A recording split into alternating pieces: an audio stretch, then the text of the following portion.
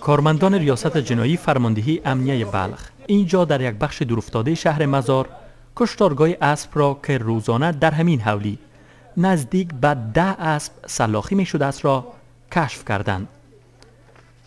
در اینجا همه چیز بدور از نظافت به چشم می خورد. به گفته پلیس بلخ گوشت اسب از اینجا به قصابی های شهر نیز زیر نام گوشت گوساله به فروش می رسیده. سید کمال سادات فرمانده امنیه بلخ می گوید تحقیقات ابتدایی نشان می دهد که قراردادی پلیس امن و نظم عامه در بلخ نیز از همین گوشت اسب بوده است. این کسایی است که گوشت قرارداد کردند با قطعه یا لوای نظم عامه که در بلخ است و امروز این جنایی ما طرف کشف خود قرار داد. البته بعد از کار اپراتیفی این به دست آمد که امروزه این گوشت که وضعی که گوشت گوسفند عرضه کنه بنابر قرارداد گوشت اسب، اونام اسبای بسیار ضعیف و ناتوان و مریض تانسته که به قطعات توزیع کنه.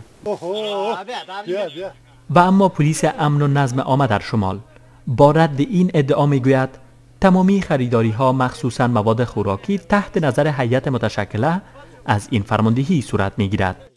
بر اساس هدایات مسلکی شخص قماندان سیب لوا و استانداردهای مسلکی که ما در سطح لوا داریم، یک هیئت کمیسیون که متشکل از ارگانهای کشفی استخباراتی است و ارگانهای مسلکی خود لوجستیک هستند، تماما نیاشا و ایباتی که از بیرون اکمال میشن تحت نظر از اونا میان و با گرفتن عکس و تصاویر ما هیچ وقت هیچگاه به این شکل گوشتی که اصلا از نگاه کیفیت پایین باشه، از نگاه کیفیتش که کدام شک داشته باشیم، او رو ما نه اکمال کردیم، نه قراردادی از ماست و نه این موضوع در نظم ما صورت گرفته. این رو به قاطعیت براتون میگم.